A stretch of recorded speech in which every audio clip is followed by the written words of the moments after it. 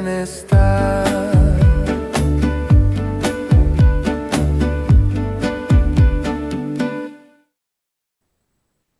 Ya estamos grabando. Bueno, buenas tardes, comunidad de nutricionistas científicos. Espero lo estén pasando súper bien. Hoy estamos en el sexto episodio del podcast y estamos con el doctor Arnoldo Riquelme, médico gastroenterólogo de la PUC, con una larga trayectoria en Chile y en el mundo de la gastroenterología. Así que se los dejo. Doctor, preséntese, por favor. Ajuste un poquito la cámara, que se le ve la mitad del rostro. Ahí ¿En sí. serio? Sí, ahí está Según mejor. yo aquí veo que está Ahí como está en... mejor. ¿Ahí Ahí está sí. bien? Un Ya. pelito más abajo, que ahí sí, ahí sí. Ahí está, perfecto. Ahí. Ahí está perfecto. Ya. Bueno, yo soy Arnoldo Riquelme, soy gastroenterólogo de la Universidad Católica y me dedico dentro de la gastroenterología clínica a la infección por Helicobacter pylori y el riesgo de cáncer de estómago. El cáncer de estómago. Cuéntenos, ¿y qué lo llevó a dedicarse al área de la gastroenterología entre todas las especialidades y por qué le gusta el Helicobacter pylori?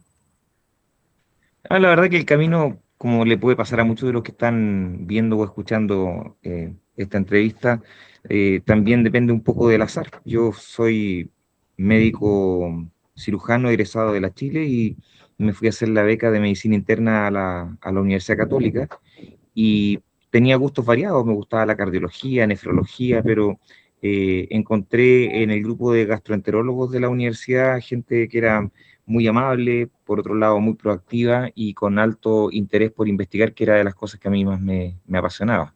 Así que fue una mezcla de cosas. Y inicialmente partí investigando en hígado, hepatología, sobre todo cosas vinculadas al hígado graso, hepatitis virales, pero después de unos años me, me cambié al estómago y nuevamente por situaciones del azar, cosas que me tocó conocer personas del ámbito internacional que estaban necesitando gente que colaborara desde Chile para poder desarrollar proyectos multicéntricos. Ah, interesante. Cuéntenos, doctor. Bueno, usted aparte de tener consulta e investigar, también se dedica al área de la docencia. En general, ¿cómo siente que interactúa en estas tres áreas? Porque bueno, algunos en general como que la carrera te promueve que hagas las tres, pero muy pocos logran hacer las tres en paralelo, que eso no se suele dar mucho. Entonces, como, ¿qué enseñanza le saca eso? O a veces, ¿cómo fortalece las áreas? Por ejemplo, a la hora de investigar, está investigando un paper o está creando un paper, ¿cómo le sirve eso? ¿Cómo pasa eso a la docencia o a su consulta en general? Son, son como vasos comunicantes bidireccionales, o sea, las cosas que uno aprende en docencia sirven también para el manejo de pacientes, la parte comunicacional es muy importante, y al revés, las cosas que uno hace de investigación clínica son transferibles también a la investigación en educación. Así que yo creo que se complementan bien. Eh, Nuevamente llegué a esto por azar. Mi intención inicial en mi formación, después de que egresé de gastroenterólogo, era hacer investigación en ciencias básicas en hígado graso. Y estuve a punto de irme al extranjero a hacer investigación básica en modelos experimentales en ratones. Y, y se dieron las circunstancias en que yo en ese momento tenía mi cargo docente, no un cargo de investigación, y la universidad requería que alguien se formara profesionalmente en educación médica. Así que fue nuevamente un poquito de azar el que se diera esa circunstancia y a poco andar me fui al Reino Unido, estudié en Escocia, en la Universidad de Dundee, un magíster en educación médica, y eso hizo que las cosas que hacía de manera natural en docencia se profesionalizaran, entender un poco la racionalidad de por qué razón una forma de enseñar o aprender funciona mejor que otra, y me enfoqué principalmente en instrumentos de evaluación. Ese es mi área de mayor experiencia en estos ya 20 años de educador médico. Ujú. Bueno, habla en las investigaciones que usted tiene, bueno, ya se mencionó que trabaja mucho con Helicobacter pylori. ¿Nos podría hablar un poco de esa bacteria y cuál es sus mayores investigaciones que ha realizado o su implicancia en la salud, primero a nivel general en el humano? Por ejemplo, en quiénes son más propensos, qué es lo que hace, qué es lo que no hace. Bueno, primero que nada es una bacteria muy interesante porque es una bacteria de reservorio humano, es decir, no vive en el medio ambiente y tampoco vive en otras especies. Nos acompaña hace más de 60.000 años a nosotros los seres humanos. Se han encontrado restos genéticos de esta bacteria en momias y en distintas poblaciones a nivel universal. ¿No? No hay seres humanos o comunidades que no tengan el Helicobacter pylori, hay proporciones distintas. En general, el Helicobacter pylori puede estar en un 70-80% en comunidades que tienen baja capacidad de higienización o países que están en vías de desarrollo. Era la situación de Chile en los años 2000, más o menos entre el 95 y el 2000 nosotros teníamos 76% de infección por Helicobacter pylori.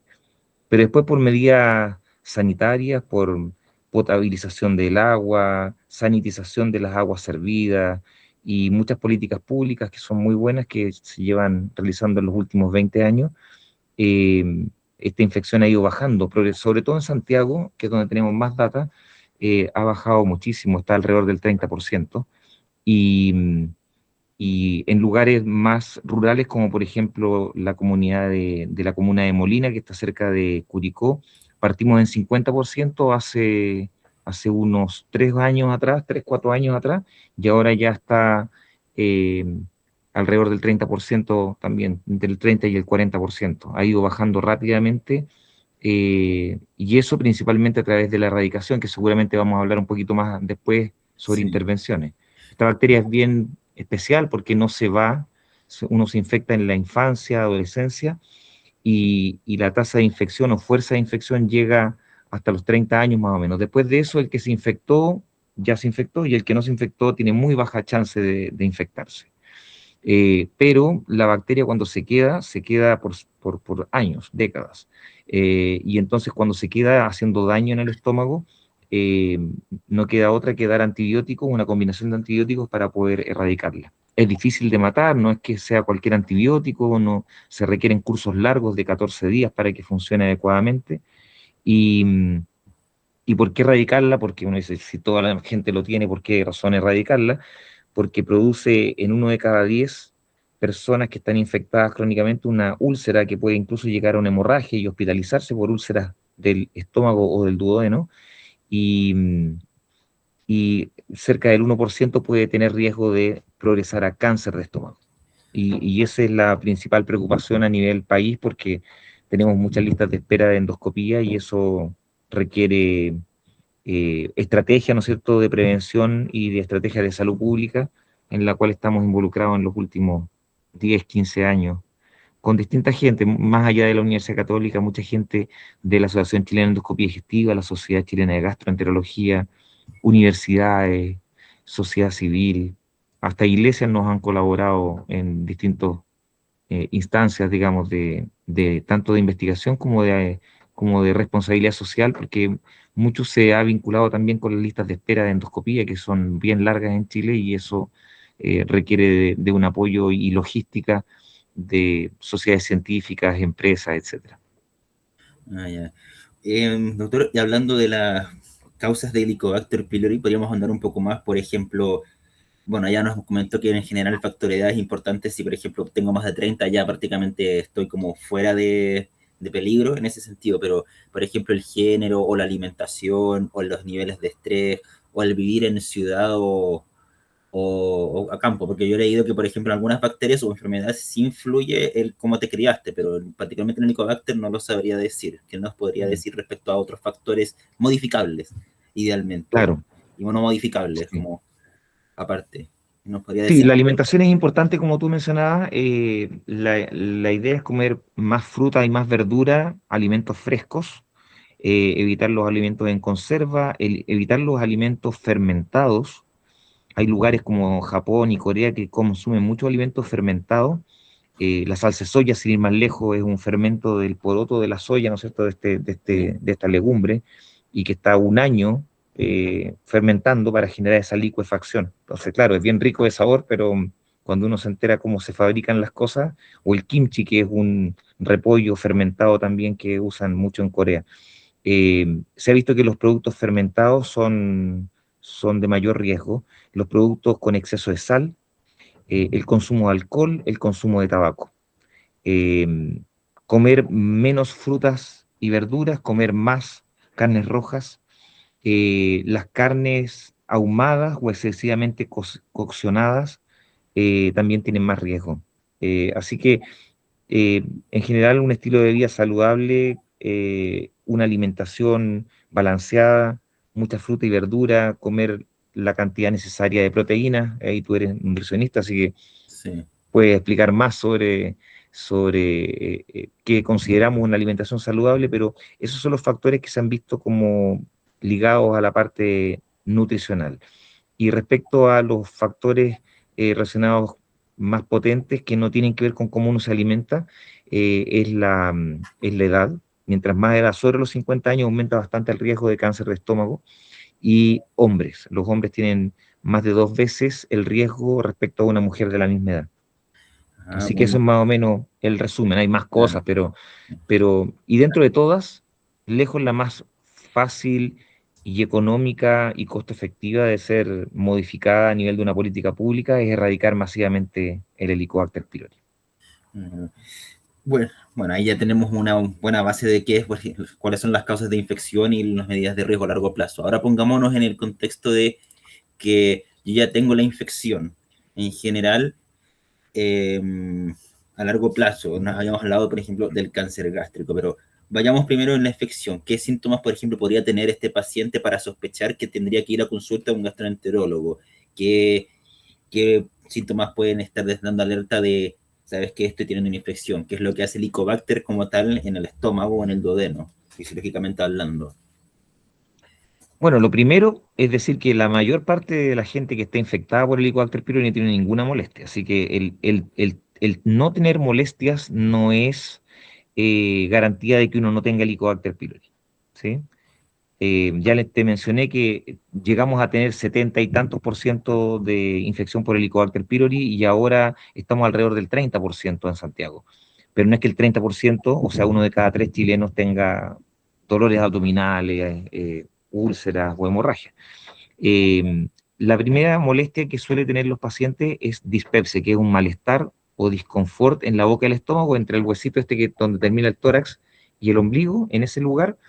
eh, Sienten como una sensación de malestar, de pesadez, a veces de saciedad precoz, o sea que están comiendo y a la mitad de una comida sienten un malestar y dicen, no, no, mejor voy a dejar de comer. Eso se llama dispepsia y no necesariamente llega a tener un dolor. Ese malestar es propio de esta infección, puede ser producido por otras cosas, porque la dispepsia por el Helicobacter es una causa, pero hay otras causas de dispepsia que son funcionales, como de la esfera del síndrome intestino irritable, y también hay causas dispépticas de otra índole, como por ejemplo cálculos en la vesícula. Así que eh, los que tengan estos síntomas, lo mejor es acudir a un médico para que vea cuál es la causa de esta dispepsia. Cuando está el paciente dispéptico, se llama dispepsia no investigada y puede obedecer a varias causas. Cuando termina el estudio del médico, ya sabemos exactamente cuál es la causa. Y una causa bien frecuente es la dispepsia por Helicobacter pylori. La otra posibilidad es dolor, y ese dolor se llama síndrome ulceroso porque no necesariamente se ubica en un solo lugar, pueden ser de estómago o de duodeno, y estas úlceras pépticas o que son alojadas en el estómago o en el duodeno, a veces solo duelen y otras veces sangran. Cuando sangran, las deposiciones se ponen de un color muy oscuro, de un color negro, pastoso, muy maloliente, y esa es la forma en que los pacientes perciben de que algo anda mal, eh, como la sangre viene del estómago y el duodeno, que está bien arriba en el tracto digestivo, cuando pasa a través del intestino delgado y llega al colon, se digiere y por eso es que cambia de color, no sale rojo como recién sangrado, digamos. Y entonces esto es la alerta y ahí la idea no es ir a ver a un doctor, sino que ir a la urgencia. Las hemorragias por úlceras pépticas son graves y se manejan dentro de un hospital, no se manejan ambulatoriamente. Vayan a la urgencia si les pasa eso. Y después vienen las molestias derivadas del cáncer gástrico, que habitualmente los síntomas de alarma son el dolor, la anemia, por lo tanto palidez, eh, baja del apetito y baja de peso. Las bajas de peso sustanciales son de más del 10% del peso de una persona. Si alguien pesa 80 kilos normalmente, si está por debajo de 72 kilos, debería acudir a un médico porque algo está sucediendo y no es algo normal. Las bajas de peso obedecen a muchas cosas además del cáncer de estómago, pero es un síntoma de alarma que hace recomendable que esas personas acudan a un control médico. Sí, generalmente esas Diría que bajas, esas son las manifestaciones más importantes. sí, generalmente esas bajas de peso suelen ser importantes cuando son no planificadas y en un lapso muy corto de tiempo. Por ejemplo, bajar 10 kilos en un mes sin haber cambiado la dieta o no poder comer del dolor que tiene, sin haber buscado como tal querer dejar de comer. Eso sí sería una Claro, señal más concreta. tal como tú lo dices, esto en el contexto de alguien que no ha hecho nada especial. Si está en un plan de bajar de peso, está inyectándose, por ejemplo, semaglutide, que es un medicamento que produce baja de peso, pues estos GLP-1, que son bien famosos ahora, producen bajas de peso importantes, de 8 o 10 kilos, y además producen síntomas gastrointestinales que son efectos adversos del fármaco. Así que eso es culpa de la inyección, haber bajado de peso, no es una baja de peso no intencionada por el paciente. Así que estamos hablando en el contexto de alguien que no está haciendo nada en especial y de repente empieza a bajar de peso, pierde el apetito y no ha hecho nada para bajar de peso de manera intencional. Ujú. Bueno, hablando del cáncer gástrico que mencionó, ya tenía algunos síntomas. En general, cuando un paciente tiene infección a cáncer de Helicobacter pylori, ¿cómo es la proyección? ¿Quiénes tienen más riesgo de desarrollar este cáncer gástrico dentro de los que están infectados y en cuánto plazo? Y si llega a tener un paciente con cáncer gástrico en general, siempre abordando los matices, como vienen a grandes rasgos, ¿qué abordajes suelen darse de estos pacientes con cáncer? Al menos desde el ámbito del médico. El ámbito del Claro, nutricionista va a depender mucho de si hubo una cirugía, de cómo le llegó, pero a grandes rasgos, así ¿cómo es. sería el tratamiento del cáncer gástrico por Helicobacter? El Helicobacter pylori, primero que nada, el ideal es erradicarlo antes de que genere daño, ¿de acuerdo? Y se demora por algo bueno para nosotros en medicina, ¿no es cierto? Se demora mucho tiempo, son 2 o 3 décadas en generar daño sustancial en el estómago. Así que nos da bastante tiempo para detectarlo y erradicarlo. Ojalá antes de que genere atrofia o metaplasia, que son las lesiones precancerosas. Cuando han pasado tiempo, sobre los 30, 40 años, si el paciente se somete a una endoscopía, podemos tomar unas biopsias en el estómago, que es como un mapa del estómago, se llama protocolo Sidney, y que te da un puntaje que se llama de Olga o Olgim, que es un score de atrofia, el Olga, y el Olgim, un score de metaplasia intestinal, que son los dos marcadores precancerosos más importantes. Y el puntaje va de 0 a 4. Los pacientes que tienen un puntaje 3 o 4 son pacientes que tienen alto riesgo de hacer un cáncer. Aunque no hayan hecho todavía el cáncer, son pacientes que, además de erradicarse el Helicobacter pylori, tienen que quedar en un sistema de vigilancia. Nosotros hace poquito, en la Asociación Chilena de Endoscopía Digestiva, hicimos la actualización de las guías HED y estas guías ahora proponen que todos los pacientes que sean Olga 3-4 se hagan una endoscopía de seguimiento cada 2 años y los pacientes que tienen un puntaje de Olga 2 se hagan una endoscopía cada 4 años. Los pacientes con Olga 0 y 1 no requieren un seguimiento endoscópico, salvo algunas condiciones especiales que no vale la pena mencionarlo, porque eso es ya como hilar muy fino para que se queden con el mensaje. No toda la población chilena requiere una endoscopía. Y ahora, hace poquito, en octubre del año pasado, se hizo un lineamiento técnico de prevención de cánceres digestivos en el MinSal y que corrobora esto, usa los mismos criterios de seguimiento y para gestionar mejor quién necesita una endoscopía, se usan unos marcadores no invasivos, se hace una calculadora de riesgo predictivo que requiere un examen de sangre muy sencillo, que usa la serología del Helicobacter pylori, pepsinógeno 1, pepsinógeno 2, gastrina 17, y usa 3 variables que son clínicas que no cuestan dinero, pero que hay que meterlas dentro de una calculadora de riesgo, que es la edad, el sexo, si es hombre o mujer, y si es hipertenso o no. No sabemos exactamente cuál es la causa de por qué la hipertensión marca mayor riesgo. Pensamos que es un marcador subrogado del consumo excesivo de sal, porque la gente que consume harta sal tiene más riesgo de cáncer y la gente que es hipertensa en general llega a ser hipertensa porque también ha consumido bastante cantidad de sal en su vida. Esos son factores de riesgo eh, conocidos algunos y otros son asociaciones, que son asociaciones matemáticas que no necesariamente son la causa, pero nos ayudan a nosotros en medicina a filtrar quiénes son los pacientes que requieren una endoscopía con mayor premura. ¿sí? Y esto es bueno porque nos permite en primera instancia gestionar las listas de espera que en Chile son muy largas, ¿no es cierto? Dependiendo de cuál sea la región y el hospital, pueden ser de algunos miles de pacientes esperando una endoscopia. Entonces, poder gestionarla con exámenes de sangre de manera adecuada es muy importante, y en eso está abocado el Ministerio de Salud en este plan del 2026, ya que el lineamiento técnico ya quedó aprobado y ratificado, ¿no es cierto? Y ya es de uso público. Ya es de eso público.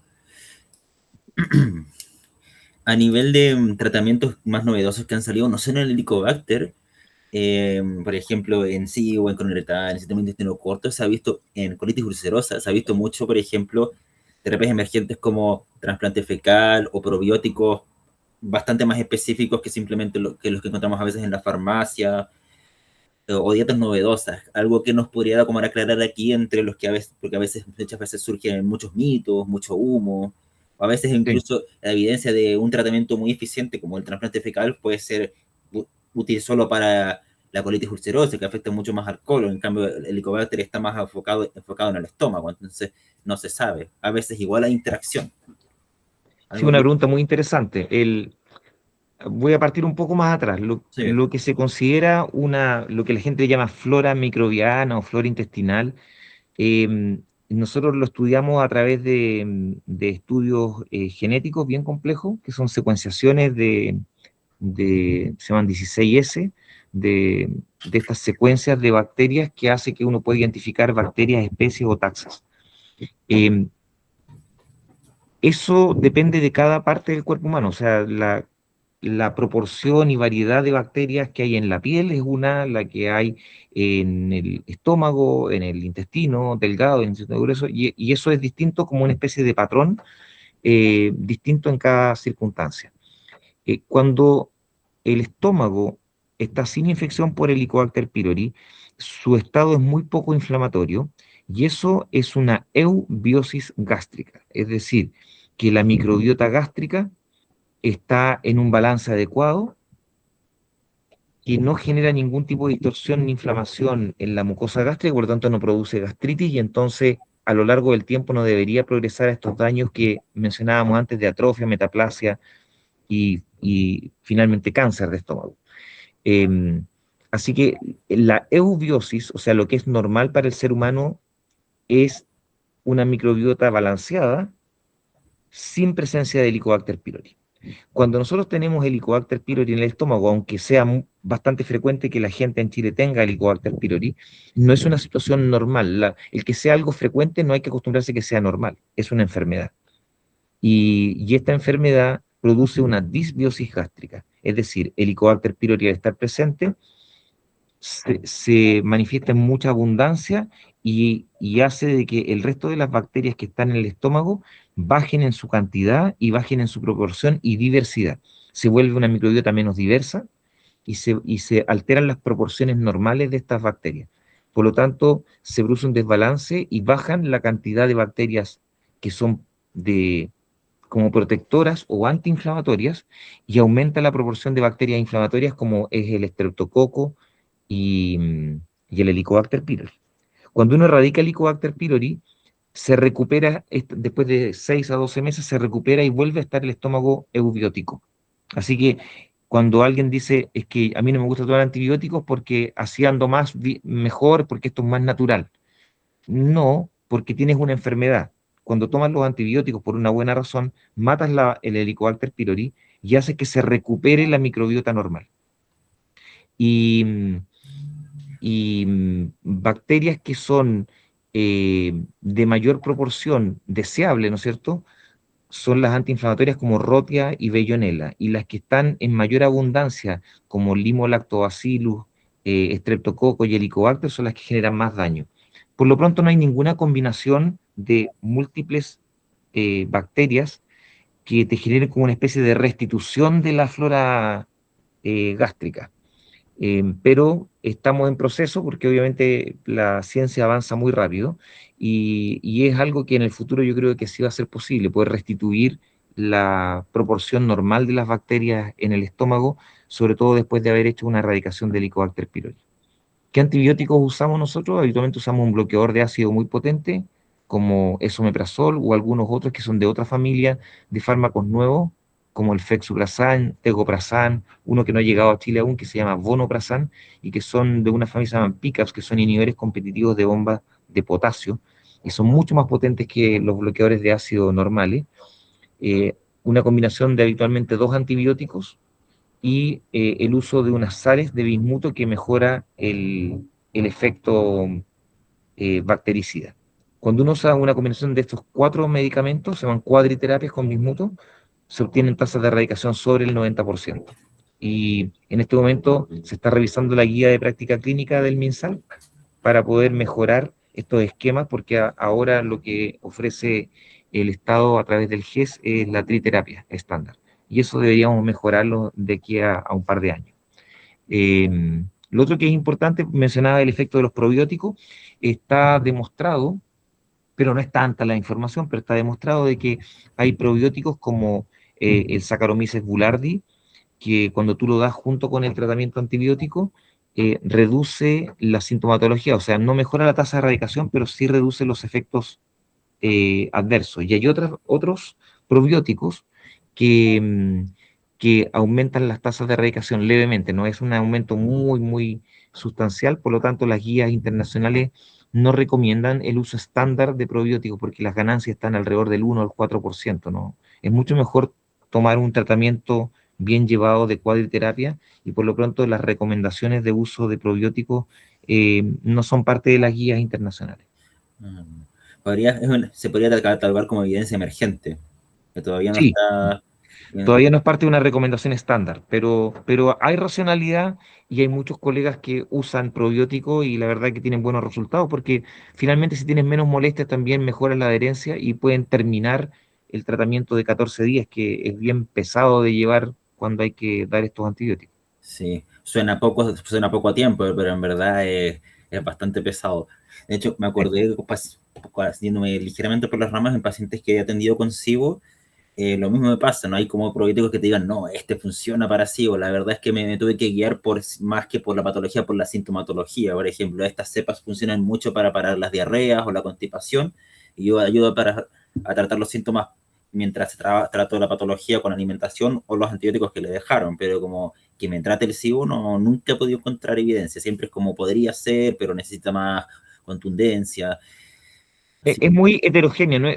La evidencia que hay a través de los probióticos no es que no exista, pero es muy heterogénea. Los criterios para seleccionar a los pacientes a veces es muy amplio o no son comparables entre un estudio y otro. claro, El tratamiento varía o lo dan por más o menos tiempo, entonces cuesta mucho hacerse una idea cabal de cuál es el tratamiento que corresponde y por lo mismo eso juega en contra de la calidad de la evidencia, ya sé que nosotros no estemos recomendando por lo pronto el uso de probióticos en los esquemas de erradicación como habituales. Pero se pueden usar, ¿ah? O sea, claro, se si pueden un usar. médico le receta probióticos, no me parece incorrecto. No, a mí tampoco. Eh, Colgándome un poco de esto y tratando de retroceder un poco, se me pasó la pregunta, la verdad. Bueno, se ha sabido que dentro de la sintomatología del Helicobacter pylori está eh, hidrolizar el ácido clorhídrico que tenemos en el estómago. Bueno, yendo en palabras simples, básicamente degrada el ácido que tenemos en el estómago para los que no lo entienden. Y me puse a pensar en eso, aparte de, evidentemente, los síntomas de aparente hipocloridria que podría generar. ¿Hay alguna recomendación a nivel de, por ejemplo, fármacos a evitar mientras están tratando el Helicobacter por alguna razón o a dieta? Yo, por ejemplo, en dieta puedo decir que en verdad evitar alimentos que sean muy irritantes o muy condimentados, básicamente, pero para Eh, darle el protagonismo a usted. Afecta más a la adherencia, Rodolfo, ¿ah? Mm, No, yo diría que puede afectar la adherencia, puede afectar la persistencia del paciente para poder completar su tratamiento, más que tenga un efecto real en la tasa de erradicación. Em, y los ácidos, los alimentos que son ácidos débiles. mm. El ácido clorhídrico es Es muy fuerte. muchísimo más potente que el ácido cítrico, entonces la verdad es que los bloqueos de ácido que son significativos son los que te llevan un pH sobre 6. idealmente sobre 5,5, pero mientras más arriba está el pH, más efecto hacen los mismos antibióticos. Entonces, eso ha sido una revolución en el último tiempo porque estos nuevos bloqueadores que te mencionaba antes, los PICAPs, como aumentan tanto, son 300 a 400 veces más potentes que el omeprazol o el esomeprazol. Entonces, no dependen tampoco del consumo de alimentos. Los prazoles, como el esomeprazol, el lansoprazol, el omeprazol, tienes que tomarlo unos minutos antes de la comida para que se puedan activar de buena manera y puedan bloquear las bombas. En cambio, los PICAPs, que es esta otra familia, no depende de los alimentos. Pueden ser consumidos antes, durante o después de comer y generan un bloqueo de ácido igual de eficiente. Ah, Así entonces que por eso les daban son bloqueadores distintos. de ácido para que el antibiótico funcione mejor. Ese era Sí, el objetivo. exactamente.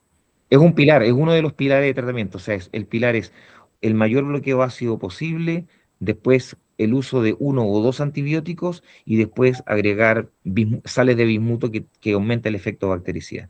Hay varios esquemas, el que se usa en Chile más frecuentemente es la triterapia estándar. Hay una terapia que es bien emergente que se llaman terapias duales, que los colegas lo usan bastante porque las tasas de erradicación no son tan buenas como la cuadriterapia, pero como es solamente un bloqueo de ácido muy intenso y un antibiótico como amoxicilina en dosis alta, la tolerancia es muy buena, o sea, tienen 14% de efectos adversos, en vez de 30, 40, 50 como pasa con otros esquemas. Ah, Así que muy interesante. es fácil de prescribir, los pacientes lo entienden fácilmente, no es enredoso, así que como un primer esquema de tratamiento no me parece errado, muchos colegas lo hacen. Yo prefiero ir por la terapia cuádruple con bismuto, aunque sea de primera entrada, porque encuentro que la adherencia, cuando tú lo explicas bien, los pacientes adhieren bien y las tasas de erradicación están alrededor del 95%. Entonces, solamente uno de 20 pacientes que yo trato tiene un fallo. Cuando uno hace clínica, eh, que uno de 20 falle, no te das ni cuenta en un año. Para ti son, la verdad, todos son éxitos. Las cosas que fallan más del 10% son las que el clínico se da cuenta de que algo no anda bien. Claro. Ah, se podríamos decir que bueno, una tasa de éxito debería rondar poco más del 90% para decir que el Claro, tratamiento. el estándar internacional es que los esquemas que uno usa, que se llaman esquemas empíricos, deberían estar sobre el 90% de tasa de erradicación. Mm. Bueno, hablando ya más a futuro y más grande de la actualidad, hablando de tendencias en gastroenterología, ya sea en el Helicobacter o en otras patologías que se estén tratando, ¿qué considera como interesante que tendrá mayor impacto en los próximos años, ya sea en procedimientos o en tratamientos? Por ejemplo, algún tratamiento que se esté gestando ahora en el Helicobacter, pero que todavía no esté instaurado como tal, o algo por el estilo. Lo que hablábamos de las trasplantes fecales y probióticos, pero algo más desde su perspectiva. En este caso, diciendo como que es lo que yo siento que se viene fuerte. Sí, son tres ejes. Los tratamientos de erradicación del Helicobacter pylori deberían ser mejorados continuamente. Es muy probable que sigamos con las terapias que se llaman empíricas, pero los pacientes que tienen uno o dos fracasos ya pueden usar lo que se llama terapia de medicina de precisión, en que uno cultiva o secuencia los genes del Helicobacter pylori y puede dar tratamientos que son a la medida, es decir, uno sabe que la bacteria de ese paciente es sensible a tal o cual antibiótico y entonces tus tasas de erradicación están cerca del 99%. Eh, Eso no es recomendable a gran escala porque son costosos, no todos los centros tienen acceso a cultivo o a secuenciación genética que es a través de PCR, pero eso viene fuerte, ¿no es cierto?, sobre todo en referencia a pacientes que tienen un fracaso a segunda línea de tratamiento empírico y que la idea no es seguir dando el antibiótico a ojos, sino que saber exactamente qué pasa con esa bacteria. Eso es lo primero que yo creo que va a ser lo más revolucionario en los siguientes años y ya es una realidad, ya se puede hacer en varios lugares de Chile. Y lo segundo es respecto a qué hacer en términos de prevención. Nosotros estamos trabajando con el MinSal, con el Ministerio de Salud, en el uso de estos exámenes de sangre no invasivos que permiten gestionar la lista de espera y eso hace que los pacientes tengan acceso a estas endoscopías, estas biopsias especiales y hacer seguimiento como corresponde de los pacientes que tienen este daño. Los Olga 34 son nuestro principal foco para poder hacer el seguimiento adecuado y así detectar cáncer gástrico en etapas incipientes, no en etapas avanzadas que así requieren una cirugía endoscópica, no requieren quimioterapia, radioterapia, ninguna cosa, y el pronóstico de sobrevida es excelente.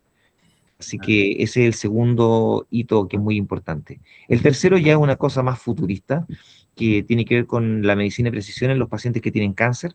Se pueden hacer estudios del tumor, secuenciar cierta presencia de ciertos genes o hacer estudios que se llaman de inmunistoquímica para saber si el paciente tiene en su tumor expresión de ciertos marcadores que hacen que pueda ser susceptible de usar una terapia que se llama inmunoterapias, que son terapias a la medida y no solamente dar la quimioterapia estándar que se le da a todos los cánceres gástricos, sino que tú tienes un tipo de tumor que tiene un marcador, por ejemplo, HER2 eh, o PDL1, que es un marcador de evasión inmune, y dependiendo de esos marcadores, si el paciente lo tiene presente, tú le puedes dar un tratamiento de inmunoterapia que solo le sirve a ese paciente y no al resto, y, y así mejorar su sobrevida. ah, Eso ya hay varios marcadores que nos permiten dar ese tratamiento a gente candidata, pero es la revolución en medicina y es lo que viene ahora, que se llama medicina de precisión, para el tratamiento de cánceres gástricos, y esperamos que eso mejore mucho la sobrevida incluso de los pacientes con cánceres avanzados. qué interesante. Y entrando en la recta final, tengo las últimas preguntitas. En el ámbito más público, como hemos mencionado mucho, si usted tuviera, por ejemplo, un cargo público y pudiera hacer una intervención más potente aquí en Chile con el fin de mejorar la erradicación o el seguimiento del Helicobacter pylori, ¿qué intervención le gustaría hacer? Puede ser educativa, a nivel de la universidad, en centros médicos, con el fin de reforzar lo que ya se está haciendo. Puede ser desde algo muy simple a algo muy avanzado. Deje volar su imaginación. Eso es más personal, la verdad. Sí, mira, yo creo que como hablando en el ámbito bien personal, yo creo que uno tiene que saber cuál es tu rol y cuál es tu labor dentro de la sociedad. Yo soy un ser cívico, por lo tanto, desde la medicina, desde la ciencia, aporto y apoyo el desarrollo de políticas públicas y a través de los proyectos de investigación para contribuir a la salud digestiva del país. Eh, Hasta aquí he tenido la fortuna de que he podido trabajar muy bien con la gente del Ministerio de Salud, así que no tengo ningún reproche creo que va muy bien encaminado y las políticas públicas están muy alineadas. Solo para darte un dato, nosotros tenemos 23 de incidencia por cada 100.000 habitantes hace 20 años, el año 2000, 25 años atrás. Entre el 2001 y el 2003 son las primeras mediciones que son certeras, 23 por cada 100.000 habitantes. Y en este momento estamos entre 12 y 14. Ah, muy bueno. Eso ha bajado solamente en función de buenas políticas públicas, así que no soy pesimista al respecto. Lo que está haciendo el ministerio, yo creo que lo que viene ahora es eh, implementar este lineamiento técnico del MinSal, mejorar la cobertura y la escala en la cual se puede impactar estas políticas públicas para poder reducir la lista de espera de endoscopía y generar un uso más eficiente del recurso endoscópico que tenemos en este momento. Y lo otro es que hace poquito, esta semana, salió un artículo en una revista muy prestigiosa que se llama New England Journal of Medicine, Hace la cacho. y tuve la fortuna de participar en ese artículo junto con gente de la OMS, y ahí se da todos los lineamientos de lo que tiene que hacer un país para poder implementar políticas públicas efectivas, y dentro de esas está el detectar y tratar el Helicobacter pylori a través de exámenes no invasivos, o sea, no depender de la endoscopía, sino usar test de aire expirado, antígeno en deposiciones, que son exámenes más baratos y que permite testear a la población de manera masiva para poder bajar la presencia de Helicobacter pylori. Esto se ha hecho en lugares como por ejemplo las Islas Matsu en Taiwán, y en cosa de poco tiempo, en menos de 2 décadas, pudieron demostrar una caída importante de la incidencia de cáncer gástrico. Nosotros estamos hoy entre 12 y 14, y si hacemos este esfuerzo como país, lo más probable es que tengamos en un mediano plazo menos de 10 por cada 100.000 habitantes, y eso es considerado una enfermedad infrecuente. Eso es una baja incidencia de cualquier enfermedad, no solamente hablando de cáncer gástrico, pasaría a ser un cáncer raro, y eso es muy bueno porque va a evitar muchos cánceres que pueden ser evitados a nivel país, con una intervención muy barata, que es testear con un test barato y dar antibiótico en una combinación que hemos demostrado que además es costo efectivo para el nivel de ingresos que tiene el país. O sea, es algo que debería ser una política pública razonable de ser implementada. Y yo te diría que el Ministerio de Salud actualmente sí está muy, muy activo y muy involucrado en esto, así que no lo veo con una cuota de pesimismo ni tampoco como una crítica a lo que se está haciendo hasta ahora. Ah, muy interesante. Bueno, ya en la última pregunta, esto sería como un mensaje a los espectadores en sí, ya sea para, por un lado, a los futuros médicos o nutris que quieran dedicarse a la investigación y en salud digestiva, como qué consejo les dejaría, sobre todo con estos grandes boom de información, como qué consejo les daría desde su experiencia para cómo filtrar la gran cantidad de datos que vienen, cómo trabajar, cómo es en general manejar toda esa posible frustración que puede ser de tal vez un paper rechazado y también qué consejo le daría a en sí al paciente que podría estar leyendo esto, que ya tiene la bacteria. ¿Qué mensaje les podría dar a esos dos grupos de personas?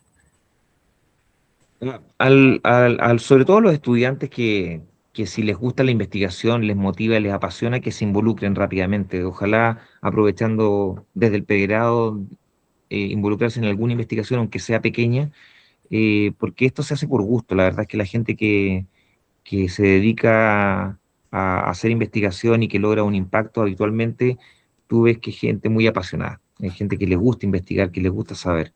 Nosotros en investigación no encontramos la verdad, lo que hacemos es perseguirla toda la vida, pero no la encontramos nunca. Encontramos algunas cosas que son más verdad que otras y, y cuando la encontramos la idea es aplicarla en nuestros pacientes para que usemos la mejor evidencia posible y eso va generando poco a poco a través de la comunidad científica ir haciendo mejor medicina. Eh, el segundo mensaje que yo creo que es importante es que si les interesa hacer buena medicina, tienen que saber leer y comprender los artículos de investigación. O sea, tener herramientas para poder entender cuándo un artículo es de buena o de mala calidad. Un poco lo que hablábamos de los probióticos, ¿no es cierto? La Sí, culpa no es de los probióticos, la culpa es de la heterogeneidad de la información que entregan los artículos de investigación que nos impide traspasar la información científica a una terapia concreta de beneficio para el paciente. Así que en la medida que uno lee y aplica buena evidencia científica y es crítico con lo que está escrito, va a ser mejor medicina. sí, Y de lo hecho, tercero, para los pacientes que no se desentusiasmen, o sea, hay muy buenos tratamientos y las cosas que no hayan funcionado eh, en el pasado se pueden mejorar en el presente y futuro. Hay muy buenos esquemas de antibióticos y estamos cada vez mejorando los esquemas antibióticos ya existentes, así que creo que se puede ver con un futuro luminoso respecto a los tratamientos de erradicación del Helicobacter pylori. Eh, para los que estén escuchando y no tengan molestia, hacerse un chequeo cuando vayan al médico, que le pidan un antígeno en deposiciones o un test de aire expirado, son exámenes baratos, asequibles. No hacerse una endoscopía, la idea no es ir directamente porque sobrecargarían el sistema de salud, ¿no es cierto?, público o privado. En este momento se hacen anualmente en Chile 110.000 endoscopías en el sector público, 140.000 en el sector privado, es un cuarto de millón de endoscopías anuales. Si toda la gente corre a hacerse endoscopía, la gente que lo necesita de verdad no va a poder porque van a estar todas las horas de endoscopía tomadas y, y no nos parece que sea lo más aconsejable ir por la endoscopía. Los pacientes deberían ser estratificados en su riesgo a través de estos exámenes de sangre y creo que la política más importante pública que tenemos como desafío en los siguientes 5 o 10 años es el testeo con antígeno, con Helicobacter pylori en deposiciones o al aire expirado, que es barato y que no sobrecarga las unidades de endoscopía para poder dar el tratamiento antibiótico y así sacar el carcinógeno para que los estómagos no empeoren. Y eso hace que el daño al estómago sea muy acotado. bueno, muchas gracias, doctor Arnoldo. Lo iremos dejando por acá.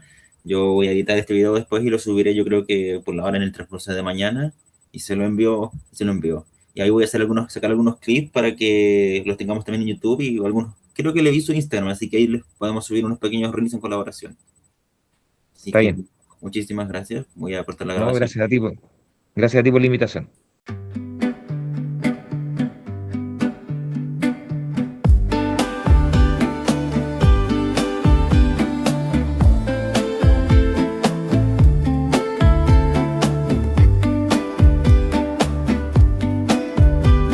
Radio, nutricionista, científico, la ciencia.